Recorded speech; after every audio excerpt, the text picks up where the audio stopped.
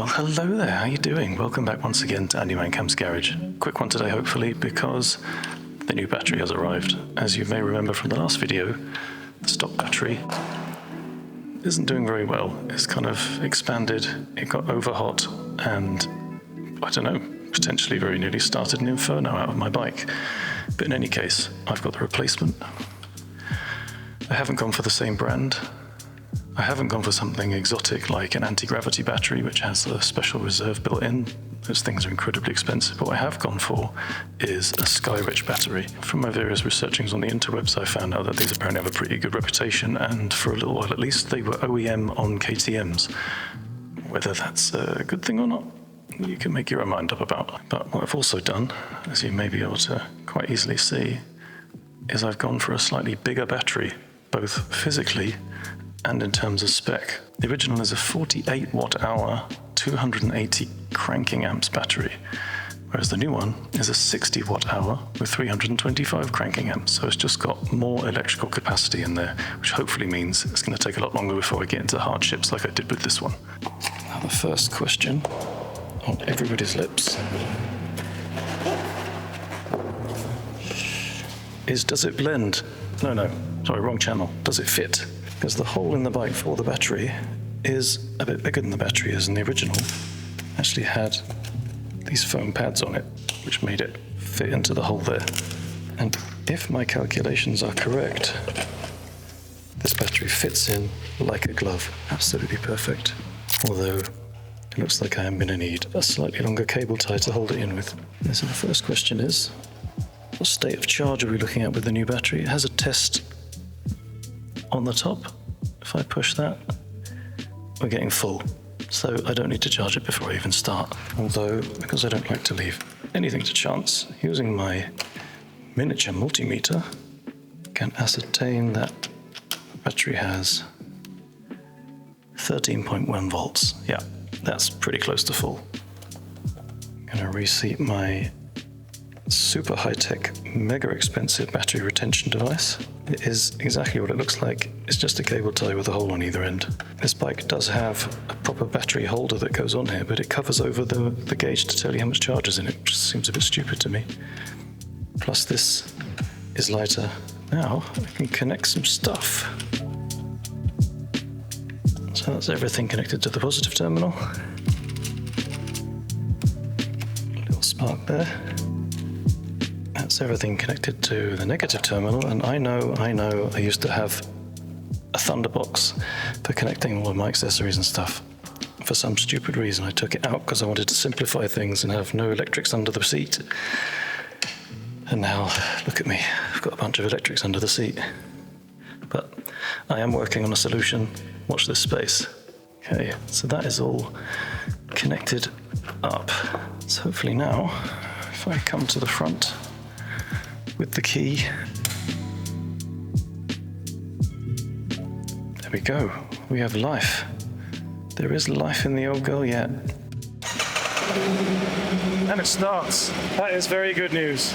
But because I want to know if it was in fact the battery's fault, or if maybe it was the generator on the bike, so we'll see how much charge we're getting into this thing from the bike right now.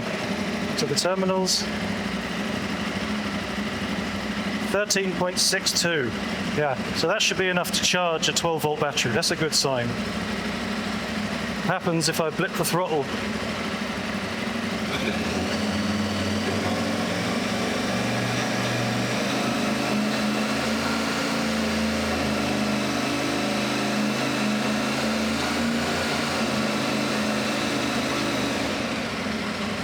Yeah, there we go, a little climb up to 13.9. So there we go, had a little climb in the charging current up to 13.9. That is a good sign. We want to see it around about 14. 14 is apparently the optimal charging voltage to get this battery up to full. If it gets anywhere near 15, it will kill it. If it gets anywhere down around 12, then it's just not going to be enough to push the power into the battery. So that is a good sign. It looks like the generator, the alternator, whatever you want to call it, is working properly on the Aprilia. Now hopefully this battery is going to last a lot longer. And something that's going to really help that, the eagle-eyed of you would have noticed that these little plugs here with the X's on them are to do with this. the plug for the no-code charger, which is hanging over here on the wall, ready plugged in on standby. So here we go, check this out. I've learnt my lesson. I won't do it again. The bike is plugged in and the charge will now be maintained all the time.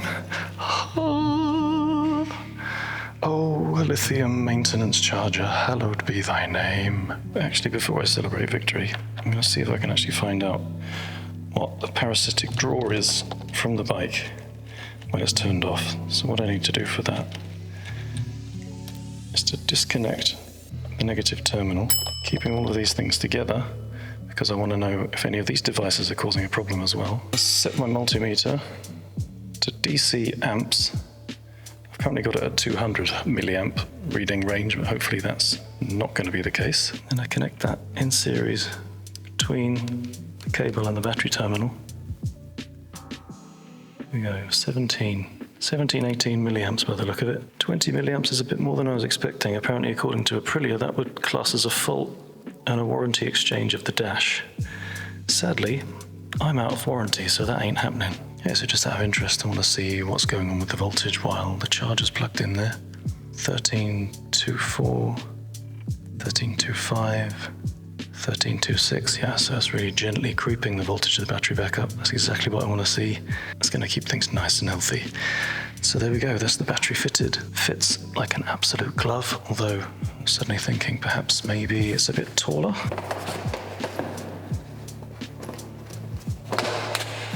Oh, no such problem. Seat fits perfectly, and the umbilical cord is still umbilicking. Quite impressed with this little charger. Automatically senses if it's a lead battery, AGM, or if it's a 6-volt one, changes the mode automatically, goes through its various charging cycles, and then the light goes green when it's finished. Bought that with my own money, so impressed was I with the no-code booster pack. But yeah, there we go. That is the new battery fitted in the bike. My biking life can continue, and it seems the charging system is working normally, so my bike is not going to turn into a runaway lithium bonfire, which I'm obviously quite happy about. As I've said before, and in many of the comments, the old battery used to last about 2 weeks before it was completely flat.